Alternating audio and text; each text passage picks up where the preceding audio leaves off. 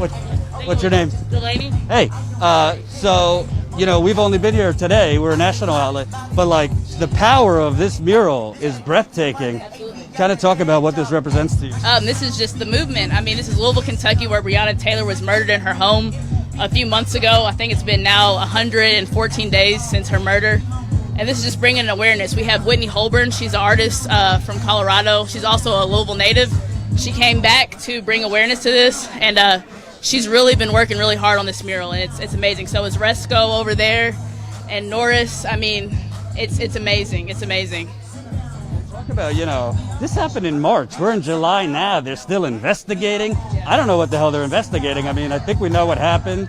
The witnesses have been spoken to. Kind of talk about, does this feel like, in general, the typical police dragging their feet, kind of placating the black community? Yeah. Why is there no justice yet? Absolutely. I mean, that's what's been going on around the country. I think that's why we're kind of seeing a global movement and a nationwide uprising, because the injustices, they don't stop.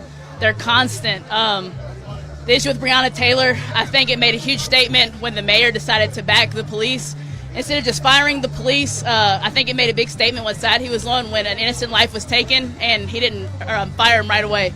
Regardless of any implications around the case, she was asleep in her bed, and she was shot 8 times. So when he didn't immediately fire them, I think that kind of made the statement like he's not with the black community, he's with the police and their ill tactics. So it's been hard. It's been hard to see that. Talk about the economic piece of all this, because in addition to police brutality, we're seeing in the West Side and other parts of the country the spotlight on the economic violence that black people have been suffering forever. I mean, the lack of investment, leaving your community. I mean, look at the pandemic right now, black people suffering more than white people. You see this movement evolving into actually getting that economic uplifting that you need. Yeah, that's one of the goals, absolutely. We're all about having our demands met. One of our hugest demands is having the police department defunded and giving the money that they get for their funding back to community resources. So that's putting it back into urban communities, putting it back into impoverished food areas that can't afford fresh produce, mental health communities. We're trying to get the funding. I think here the police were funded $180 million last year, something like that, something crazy high. And it's like, what do you need that money with? You're not protecting and serving. You're actually killing our people. So we're trying to defund the police, or have the police get defunded to get that money put back into the communities. So that hopefully help with the economic hit of everything. Absolutely. Your shirt says it all. White silence is violence. White silence is violence. Absolutely. Tell me about that, and what does it say to you that white people seem to be finally coming out and staying out with you? Number one, shout out to our allies in this fight.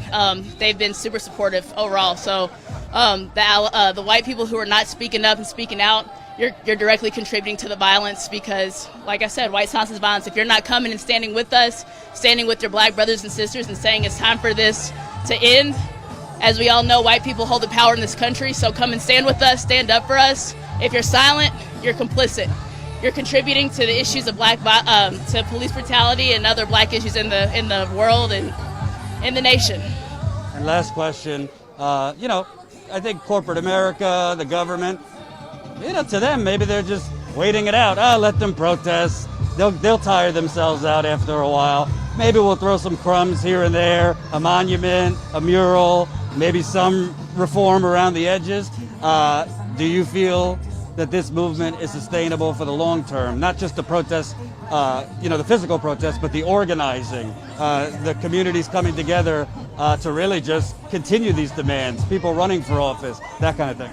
Yeah, so like I tell people all the time, this is a marathon, it's not a sprint. It's going to keep going and going. Myself, my group specifically, No Justice, No Peace Louisville, I'm one of the founders and leaders of that group. We welcome all ages, and we want everybody to come in. We specifically contribute to young adults and the youth, people who are 30 and under, and we're not going to stop. Like I said, it's no justice, no peace. We'll keep going and going and going. Like I said, it's not a sprint. It's a marathon, and we're not going to get tired. Until we get our justice, we're going to stand up. We're going to fight back. This is the revolution right now. Right now is the revolution, and we're not going to stop. We're not stopping. What's your name? My name is Delaney. Thank you, Delaney. Appreciate it. Hope you enjoyed that last video. Hop on over to statuscoup.com where you can sign up for our email list and become a member for as low as $5 to $10 a month.